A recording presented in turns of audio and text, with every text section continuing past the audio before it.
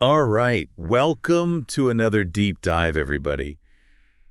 Today we're tackling something I know a lot of you are really fired up about, Yeah, building a strong foundation in English. definitely a popular one. And, it's so cool because, you guys sent in this podcast episode. Looks like it's specifically for English language learners. Oh, very cool. Yeah, and I think we're going to uncover some really great stuff here, some really cool. Yeah, I had a chance to listen to it too, and it definitely has some insights that I thought were Yeah, really valuable. I'm excited. I'm ready to get into it. Me too.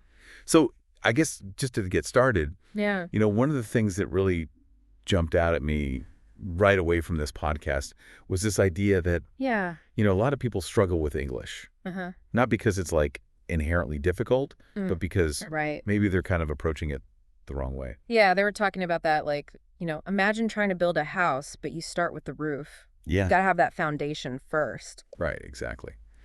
Yeah, so that's what we're going to be talking about today, That's what we're diving into. building that solid foundation in English. Exactly. And this podcast goes into some really specific steps that learners can take. Okay, cool. So let's talk about like the first brick that we lay down, when we're building this foundation. Well, they really emphasize pronunciation as the first step. Interesting. And, it's not just about, sounding fancy or anything like that. Right. It's about mastering what they call the music of English. The rhythm, the intonation. Okay. And they argue that, once you get that down, it can actually dramatically increase your fluency and comprehension, even if you don't have a huge vocabulary yet. Yeah, that makes sense because I remember when I was learning Italian, I was so focused on the grammar Uh-huh. that I totally neglected the pronunciation and I sounded like a robot, like I was just reading from a textbook, Exactly. It's so common to get caught up in the rules. But this podcast really highlights how important it is to train your ear and your tongue to work together. And one of the most interesting points they made, I thought, was how pronunciation is tied to confidence. Oh, okay. They argue that when you feel good about how you sound, Uh-huh. you're more likely to speak up and practice and ultimately progress faster. Oh, I like that. That's such a good point. Yeah, it's like when you finally nail a dance move or something, you just want to keep doing it over and over again. Exactly. It becomes enjoyable. Yeah. All right, so we've got the rhythm down. Okay. Where does the podcast take us next? Well, next, they tackle what a lot of people consider to be the big bad wolf of language learning, Dun, dun, dun. grammar. Yeah, grammar, everyone's favorite. But instead of presenting it as this, scary beast, Yeah. they use this really clever analogy. Okay.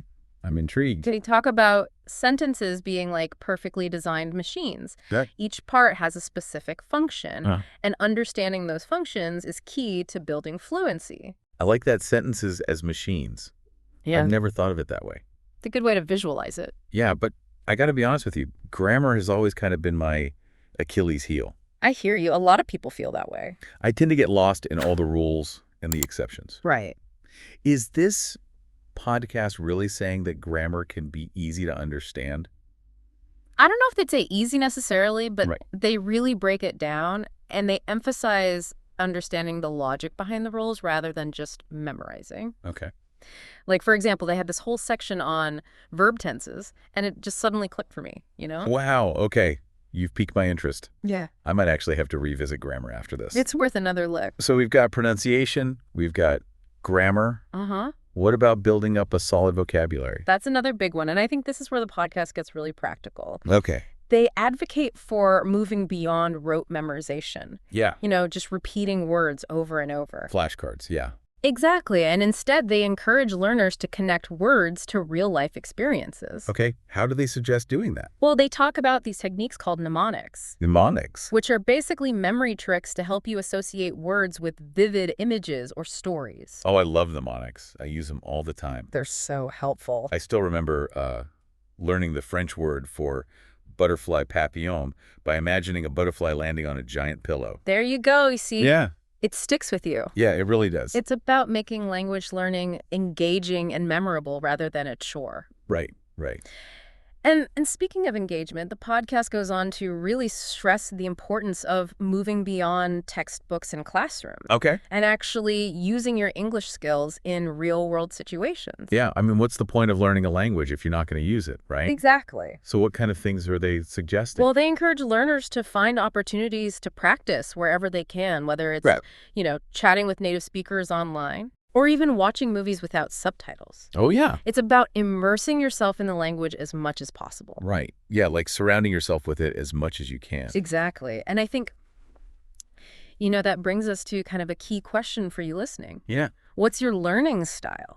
You know, what methods really resonate with you? Yeah, because we all learn in different ways. We do, and that's one of the things the podcast really drove home. Yeah. It's not about finding like this one magic formula or shortcut. Mm-hmm. The most effective way to build that strong foundation is to find a method that makes you excited to learn, that keeps you engaged. Right. Find what works for you. Exactly. Okay. Wow. This has been a really insightful deep dive. Yeah. I feel like we've unpacked a lot here. We have. So just to kind of recap for everybody, building a strong foundation in English, it's about mastering those sounds. Yes. Understanding the structure of the language. Uh-huh. Finding creative ways to learn vocabulary. And most importantly, using it in real-life situations. And I would add to that, having fun along the way. Yes, absolutely. Because if you're enjoying the process, you're more likely to stick with it. Right. And remember, this is just the foundation. As you progress, you're going to continue to build upon this, adding new layers of complexity and nuance. Absolutely. Yeah. But having that solid foundation will make that journey so much smoother and more enjoyable. You got this. Keep exploring, keep practicing, and most importantly, have fun on your English learning journey. That's the key. Have fun with it. All right. Thanks for joining us for another deep dive, everybody. See you next time. We'll see you next time. Bye.